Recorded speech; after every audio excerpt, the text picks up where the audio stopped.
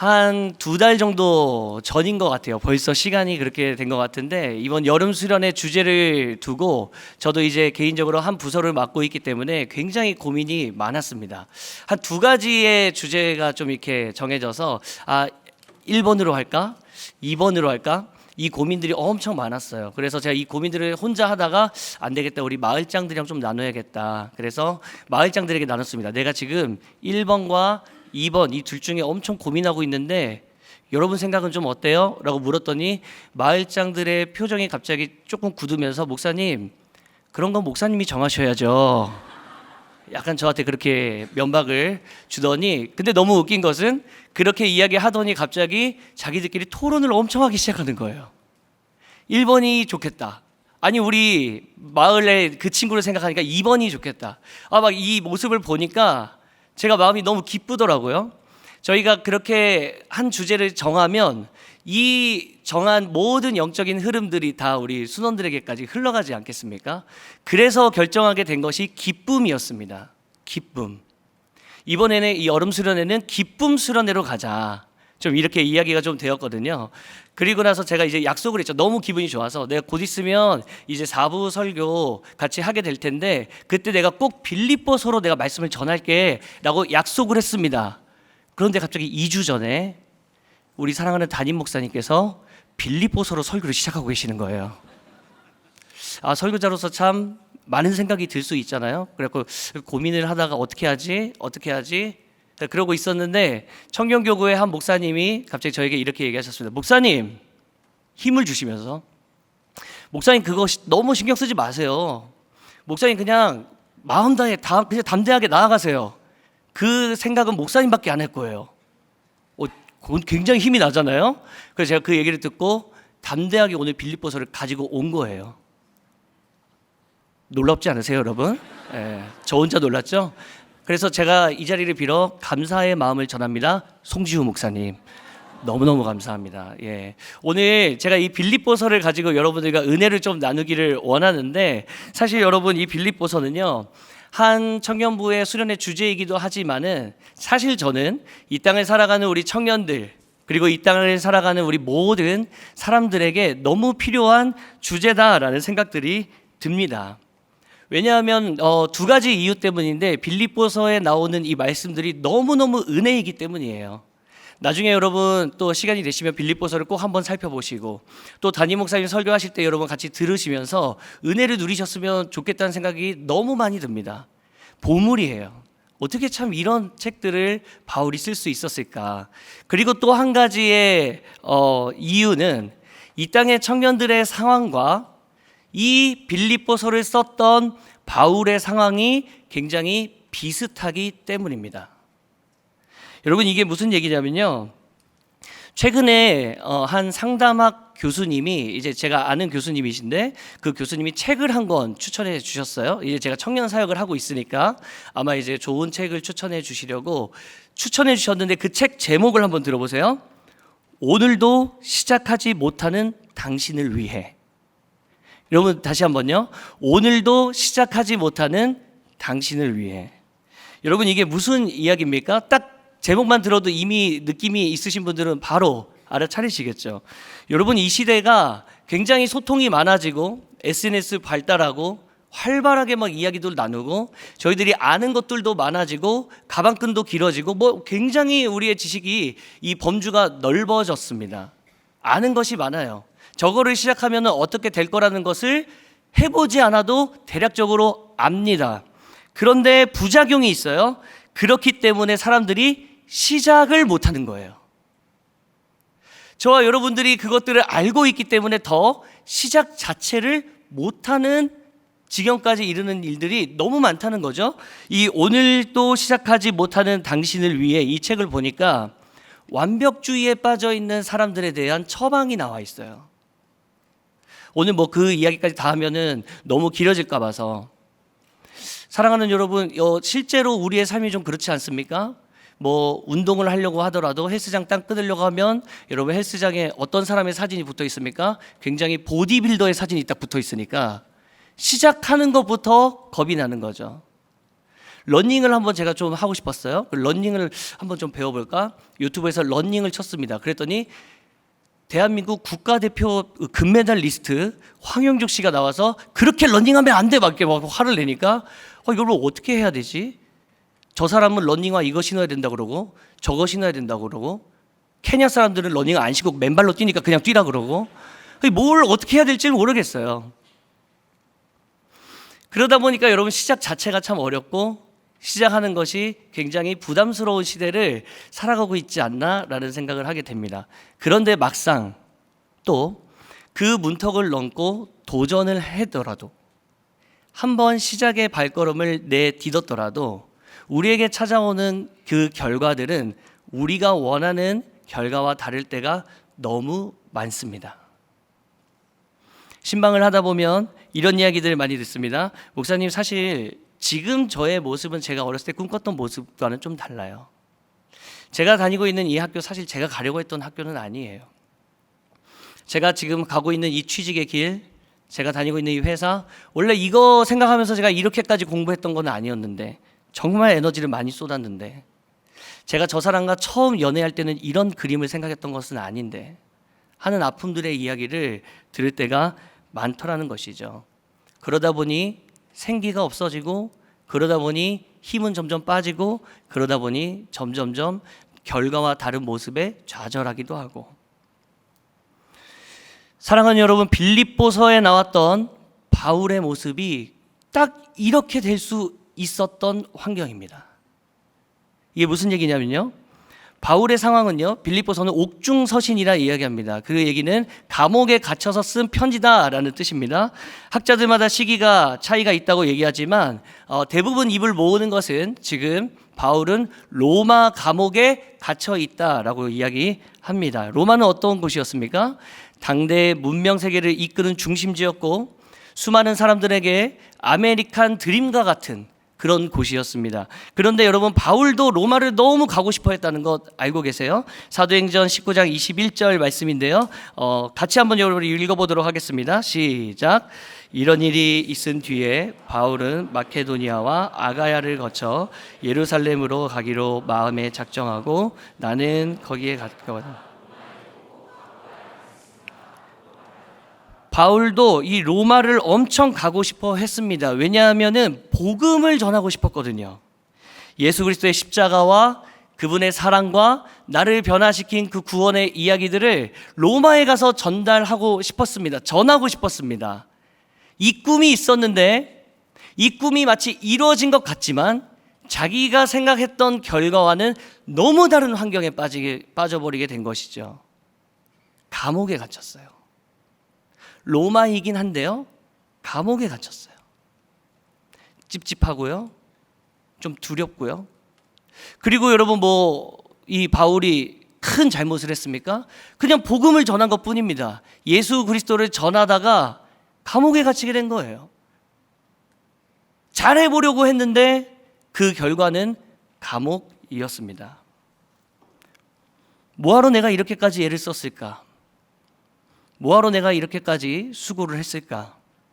좌절과 낙심, 우울감이 몰려올 수 있었던 바울의 상황이었는데요. 그런데 여러분, 빌립보서를 읽다 보면 조금 이해가 안 가는 부분들이 등장합니다. 메시지 성경이 조금 더 잘 살려주는 것 같아서 제가 메시지 성경을 가지고 왔는데 제가 한번 읽어드릴게요. 바울이 첫 번째 1장, 그것도 초두에 하는 이야기입니다. 나는 여러분을 떠올릴 때마다, 빌립보 교인들을 떠올리는 거예요. 나는 여러분을 떠올릴 때마다 하나님께 감사의 탄성을 지릅니다. 그 탄성은 기도로 이어져 어느새 나는 기쁜 마음으로 여러분을 위해 기도하게 됩니다. 여러분, 바울이 지금 여름철이 되어서 휴가지에 와 있습니까? 비행기를 타면서 멋진 바다를 보며 탄성을 지르고 있는 중인 겁니까? 아니요, 감옥에 갇혀 있는데요.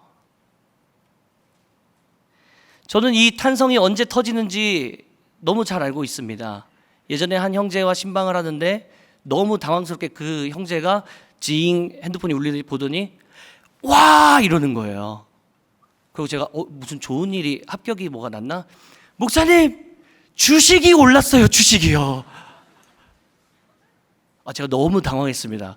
주식이 도대체 뭐길래 목사랑 이렇게 신방하고 있는데 이거를 이렇게 탄성을 지를 정도로. 여러분, 탄성은 언제 나오는 거예요? 좋을 때요. 기쁠 때요. 나에게 어떤 유익이 있을 때요. 나이가 생각하지 못했던, 예상치 못한 유익이 나에게 찾아왔을 때, 그럴 때 지르는 것이 탄성이더라고요. 아직도 저는 그 형제가 참 이해가 안 가는데. 근데 지금 바울은 감사의 탄성을 지른대요. 어디서요? 감옥에서요. 결과가 좋지 않았는데요. 그토록 애써왔던 그 결과가 너무 좋지 않았는데 그곳에서 감사의 탄성을 지르고 있더라. 사랑하는 여러분, 왜 빌립보서가 이 시대를 살아가는 저와 여러분들에게 필요한지 여러분 조금은 느껴지십니까? 왜 빌립보서를 하나님께서 오늘을 살아가고 있는 저와 여러분들에게 주신 선물인지 여러분 조금은 느껴지십니까? 여러분 진심으로 축복합니다.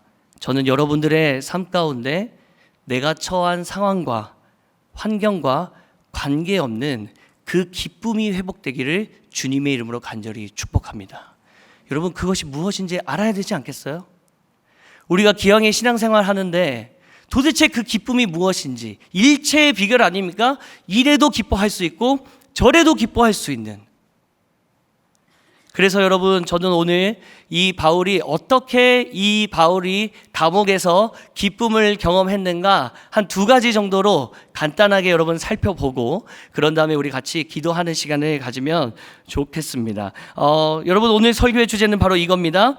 바울은 어떻게 감옥에서 이런 기쁨을 누렸을까? 무엇으로 하여금, 무엇이 도대체 이 바울로 하여금 불편한 현실 속에서도 기쁨의 삶을 견주할 수 있도록 도왔을까? 이 비결을 빌립보서에서 두 가지로 한번 살펴보도록 하겠습니다. 첫 번째입니다. 여러분, 첫 번째, 바울이 기뻐할 수 있었던 이유 첫 번째는 바로 복음의 감격이 그 안에 살아 숨쉬고 있었기 때문이라는 것입니다. 여러분, 1번 오늘 너무 중요한 이야기거든요. 같이 한번 읽어보도록 할까요? 시작. 복음의 감격이.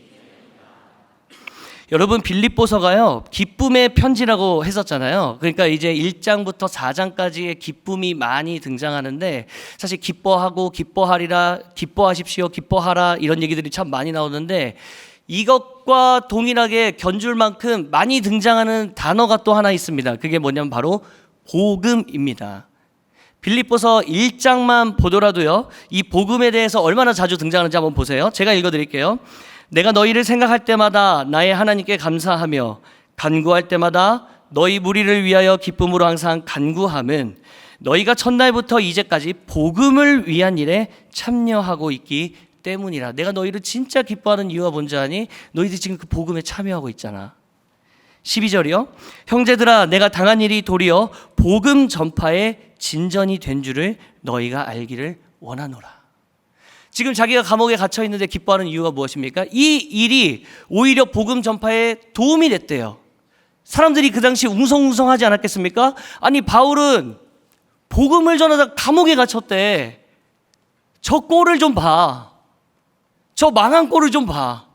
얼마나 안타깝니? 왜 갇혔다는데? 복음 전하다가. 이렇게라도 복음이 전해줄 수만 있다면 바울은 그게 너무 기뻤다는 거예요.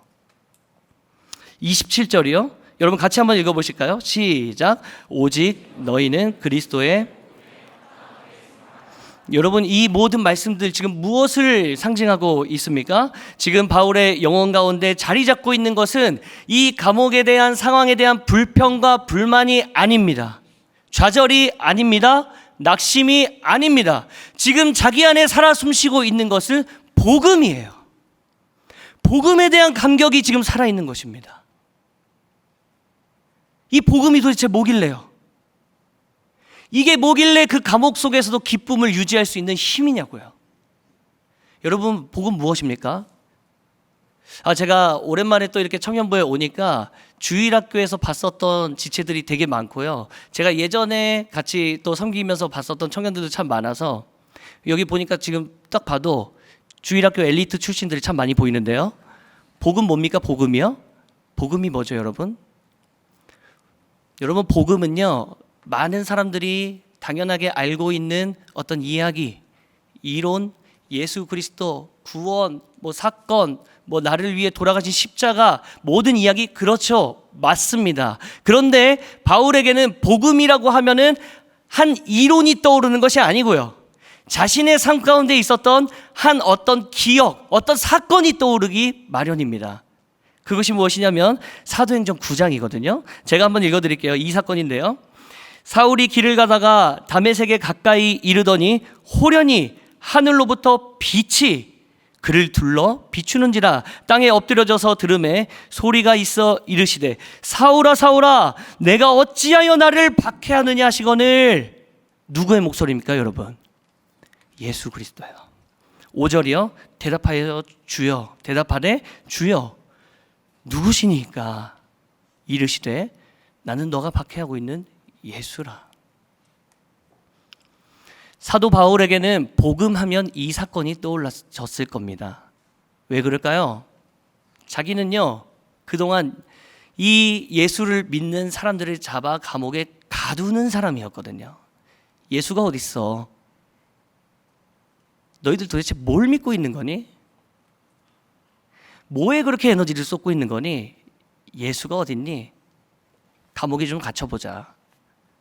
이랬던 사람이 다메섹에서 빛으로 찾아오신 실제로 살아계시고 영존하시는 그 예수 그리스도를 만나게 됨으로써 자신의 인생이 다 바뀌어버렸습니다.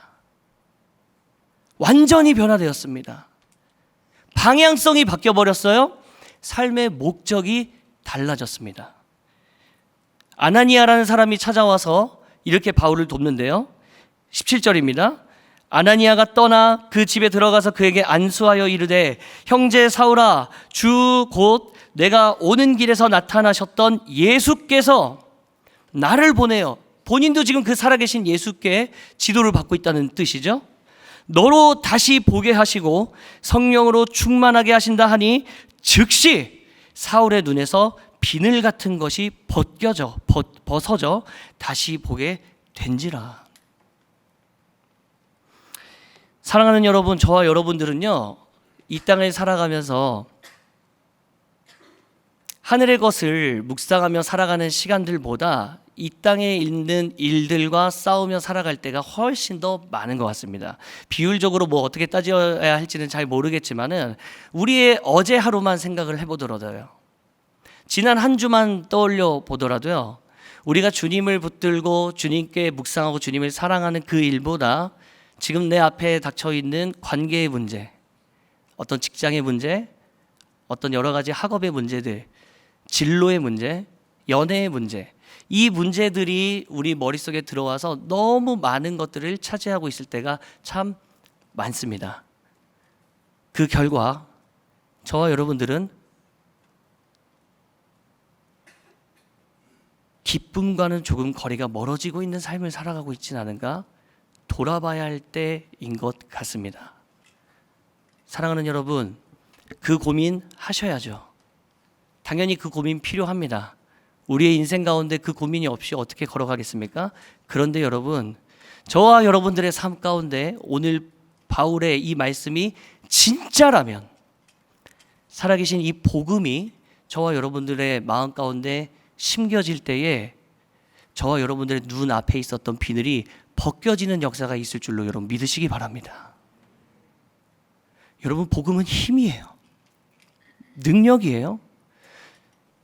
어제까지 우울했던 사람도 다시 한번 아침에 눈을 뜨면서 기쁨으로 일어날 수 있게 하는 것, 사랑하는 여러분, 이건 복음이 가져다주는 능력인 줄로 믿습니다. 왜 그렇습니까? 바울은 알았거든요.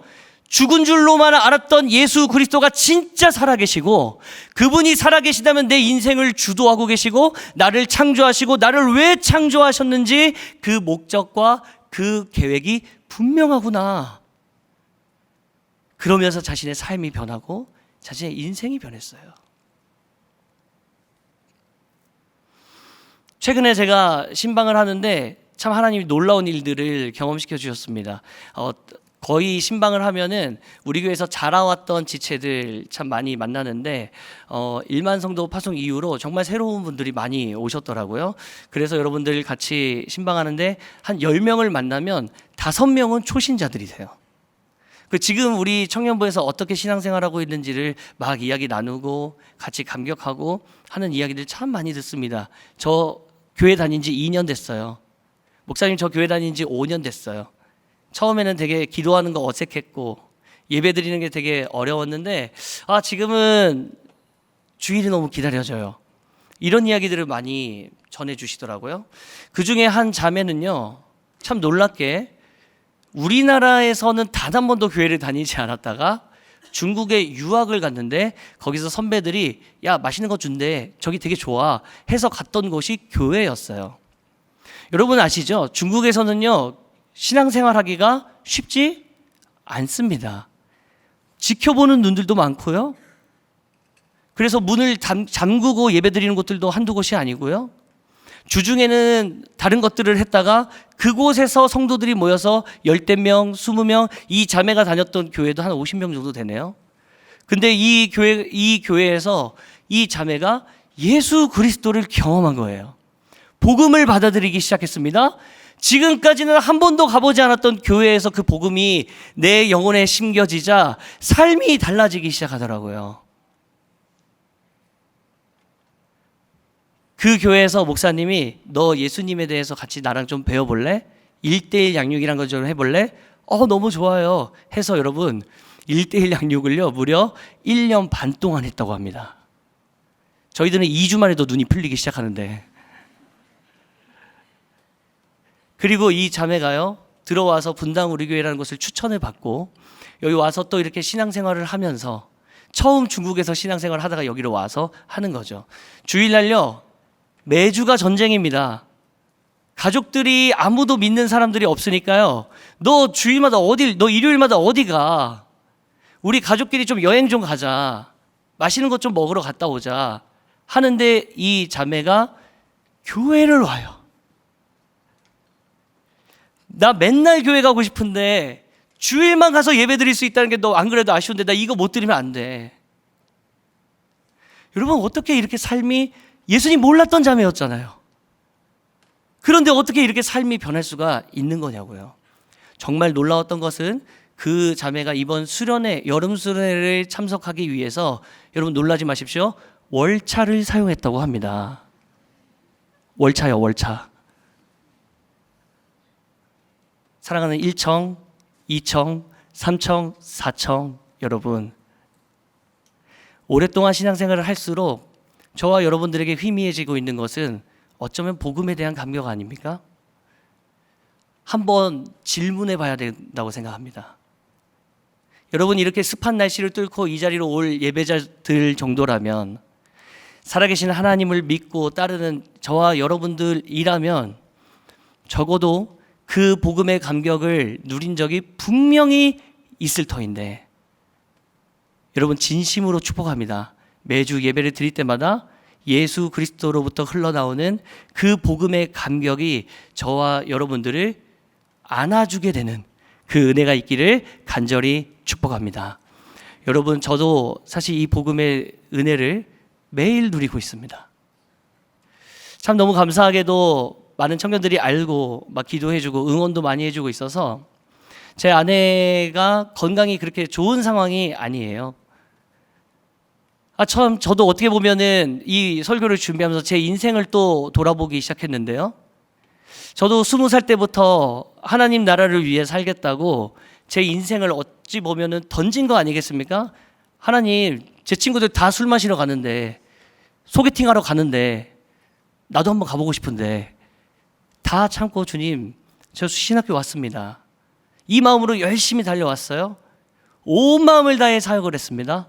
그리고 결혼을 하고 아내와 즐겁게 가정을 꾸려가고 있었는데 갑작스러운 상황이 들이닥친 것이죠. 어쩌면 여러분 제 마음속에 우울감과 좌절과 낙심이 없었다고 하면 그건 거짓말이겠죠. 그런데 여러분 제가 이 자리에 서서 여러분들과 말씀을 나누고 있습니다. 저는 이것은 사람의 힘으로 되는 것 아니라고 생각합니다. 살아계신 하나님께서 오늘 저를 붙들고 계시기 때문에, 그분은 위대하신 분이시고 그분은 전능하신 분이시고 선하신 계획으로 우리 가정을 인도하실 것을 저는 믿기 때문에 여러분, 이 자리에서 담대하게 주님의 말씀을 선포할 수 있는 것 아니겠어요? 사랑하는 여러분, 진심으로 사랑하는 청년 여러분, 복음의 감격이 여러분들의 인생의 원동력이 되기를 주님의 이름으로 간절히 축복합니다. 제 아내가 최근에 그러더라고요. 항암 치료를 받고 돌아오면서 굉장히 웃으면서 여유롭게, 여보, 나 이 항암 치료 받는 이 시간들 하나님께 제자 훈련 받는다고 생각할래. 그래서 제가 이렇게 답변해 줬습니다. 하나님 제자 훈련 진짜 세다. 너무 세다. 여러분, 이런 이야기를 웃으면서 할 수 있는 것은 사실 이 상황이 너무 무겁고 힘들지만은 살아계신 하나님이 저와 제 아내를 붙들고 계시다는 것을 저는 믿기 때문입니다. 저는 우리 귀한 청년들 많이 힘들잖아요. 좌절할 일들 많잖아요. 지금 여러분 오늘 예배에 오시면서 어떤 기도 제목들 가지고 오셨어요? 일주일 동안 어떤 일들로 여러분 싸우며 이 자리까지 오셨습니까? 오늘 바울이 누렸던 그 복음의 감격, 오늘 바울이 누렸던 그 하나님의 살아계심으로부터 흘러나오는 그 기쁨의 힘, 저와 여러분들이 이 땅을 살아가는 승리의 도구가 되기를 간절히 축복합니다. 두 번째로 여러분, 바울이 같이 이 바울의 감옥에서 기뻐하다고 누릴 수 있어서, 제가 이 처음으로 이렇게 설교를 하려니까 떨리네요. 입이 자꾸 이렇게 붓고요. 여러분 이해해 주세요.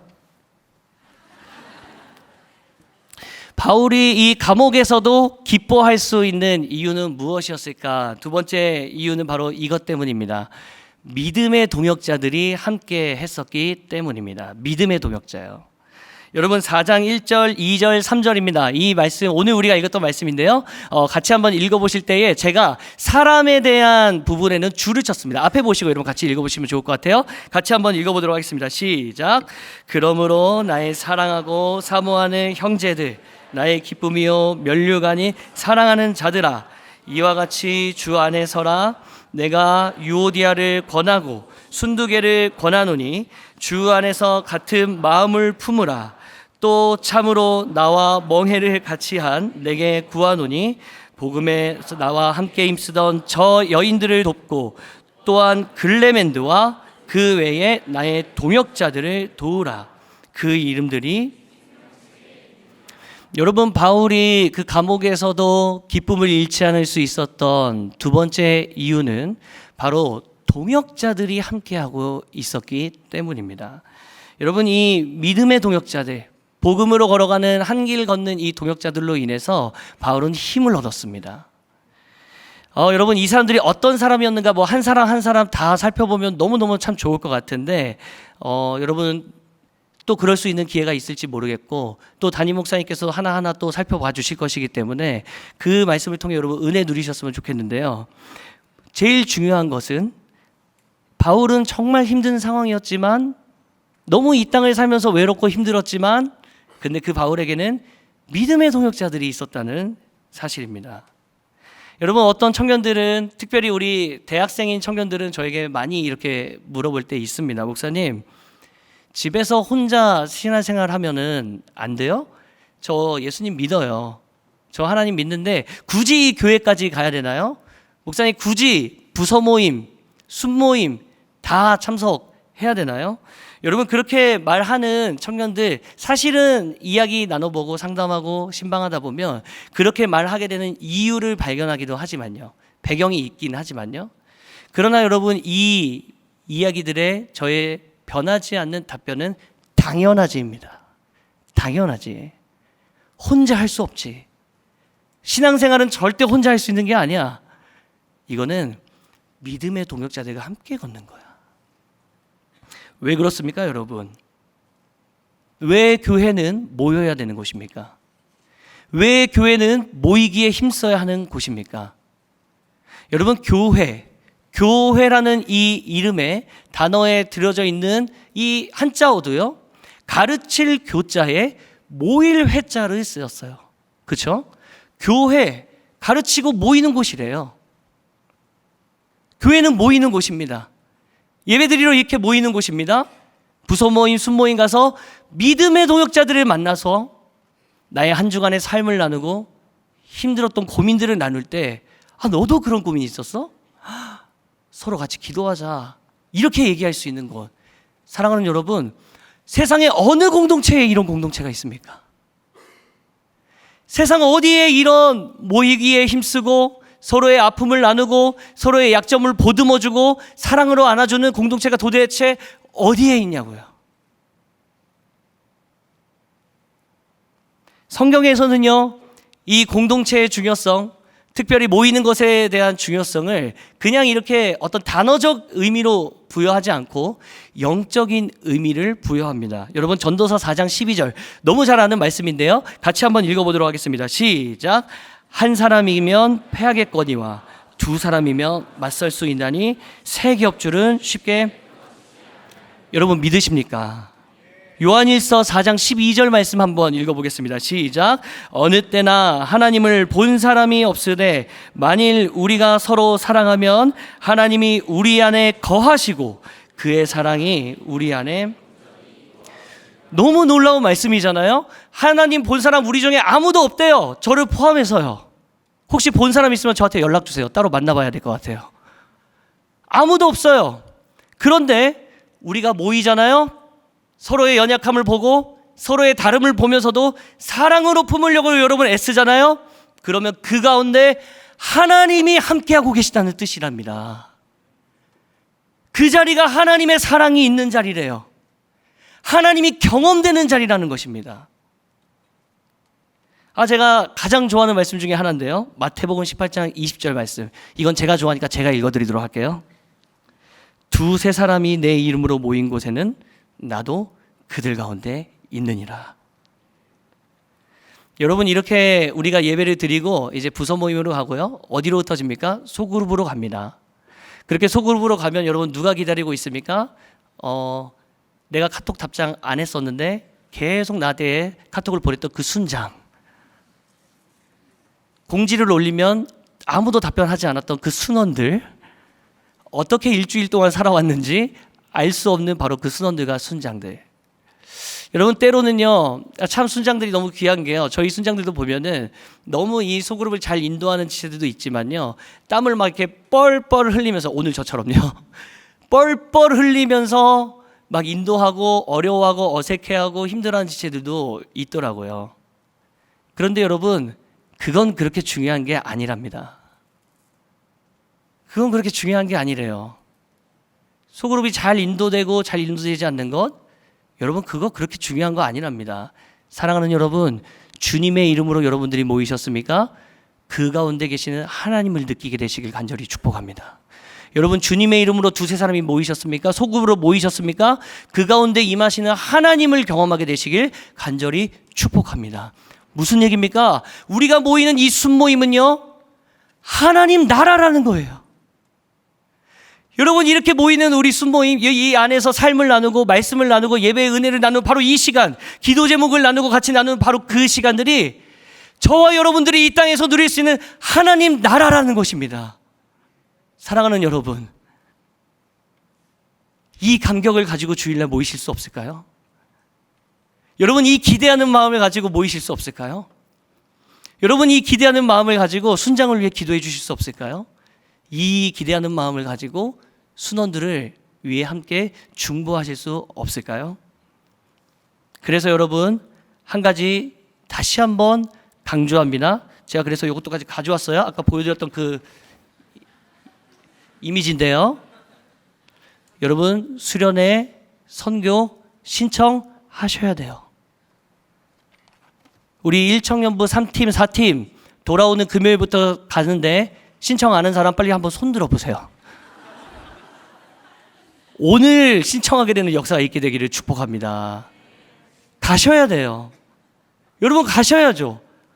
여러분, 어디서 믿음의 동역자들 만나실 거예요. 저는 우리가 같이 이 선교와 수련회를 통해서 저와 여러분들에게 기도 제목이 있어야 된다고 생각해요. 하나는요, 하나님, 이번 여름 사역 가운데 복음의 감격이 흘러넘치게 하여 주시옵소서. 여러분, 이 기도 제목이 좀 살아났으면 좋겠고요. 또 하나, 여러분들을 위해서요. 하나님, 제가 이번 여름 수련회 제가 많은 거 포기하고 갑니다. 월차 썼습니다. 쓰실 거죠, 여러분? 월차 썼습니다. 주님, 평생토록 알고 지낼 수 있는 믿음의 동역자 한 명 만나게 해주세요. 여러분, 이 기도 제목 갖고 가셔야 되지 않겠어요? 여러분, 이번 수련회 그냥 넘기실 겁니까? 이번 선교, 이번 여름 그냥 지나가시겠습니까? 저는 너무 감사합니다. 지금 일청년부는 출석 인원보다 더 많은 지체들이 지금 수련회를 신청하고 있대요. 진심으로 참 너무 감사해요. 그런데 아직 신청 안 한 친구도 몇 명 보여요. 제가 그래서 어제 순장 훈련 때 얘기했습니다. 끝까지 포기하지 말자. 하나님이 그 인생 가운데 어떤 일들을 행하실지 모르는데 끝까지 한 영혼 품고 권유하고 기도하자. 사랑하는 여러분, 이 땅에 살아가면서 얼마나 지치고 힘들 때가 많습니까? 얼마나 낙심되고 좌절될 때가 참 많습니까? 여러분, 그때를 이겨낼 수 있는 좋은 비결은요, 믿음의 동역자를 만나는 것입니다. 그래서 여러분, 존 웨슬리라는 사람이 이런 얘기를 했다는데요. 같이 한번 읽어보고 우리 같이 기도하는 시간 가졌으면 좋겠습니다. 함께 읽어보겠습니다. 시작. 교회에 다니는 사람들은 불 속의 석탄과 같다. 하나씩 따로 떨어지면 그들은 소멸해버린다. 그러나 함께 있을 때는, 여러분 믿으십니까? 함께 있을 때 불꽃이 타오르는 것이 그리스도인들이라면, 사랑하는 여러분, 모이기에 힘쓰는 분당 우르게 청년교구 되시길 주님의 이름으로 축복합니다. 믿음의 동역자들과 함께 걸어가는 기쁨이 가득한 저와 여러분들의 인생 되시길 간절히 축복합니다.